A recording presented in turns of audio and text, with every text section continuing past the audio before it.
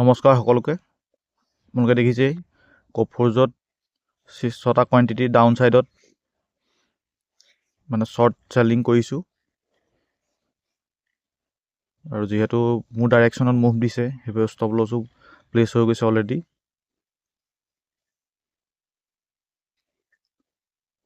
আৰু যেহেতু কালি নেক্সট আকৌ ট্ৰেড ল'বলৈ নহ'লে এটা ট্ৰেড লোৱা হ'ল, তাৰপিছত লোৱা নহ'ল আৰু সেইকাৰণে ভিডিঅ'টো তাতে শেষ হ'ল কালি।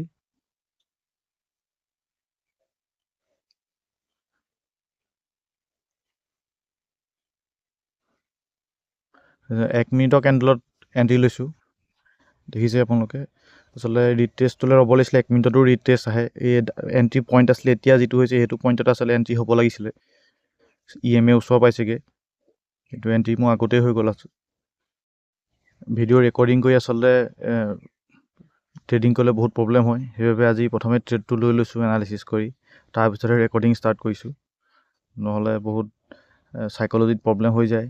ট্ৰেডটো ল'ব লাগে, কেতিয়া ল'ম, ৰেকৰ্ডিং হৈ আছে, তেনেকুৱা মাইণ্ডছেটটো আহি থাকে মনলৈ। সেইবাবে আজি আগতীয়াকৈ ট্ৰেডটো লৈ লৈছোঁ, তাৰপিছতহে ৰেকৰ্ডিং ষ্টাৰ্ট কৰিছোঁ।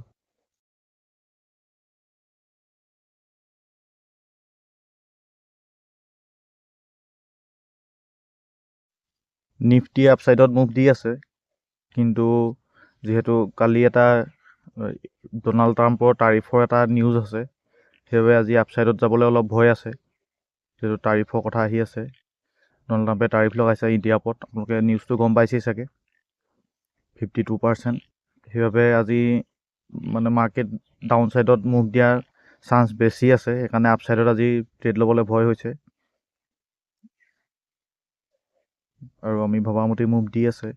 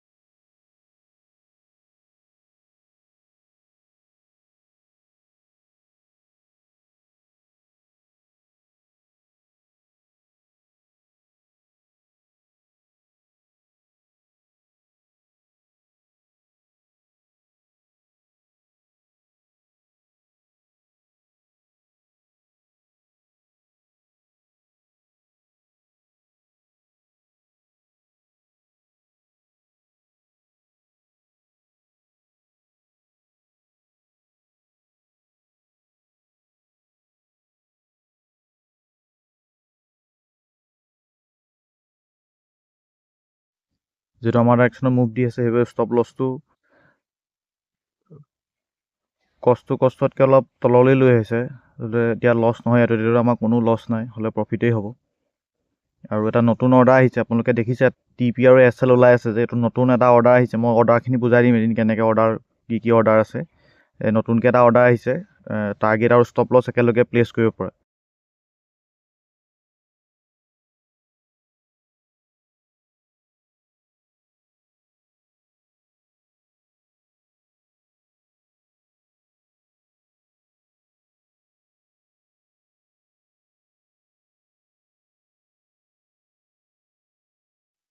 দেখিছে ধুনীয়া মুভ দিছে, আৰু আমাৰ যিটো টাৰ্গেট আছিলে এইটো ট্ৰেডত 500, তাৰ অভাৰেই হৈ গৈছে। 500 600 প্লাছ হৈ গৈছেগৈ।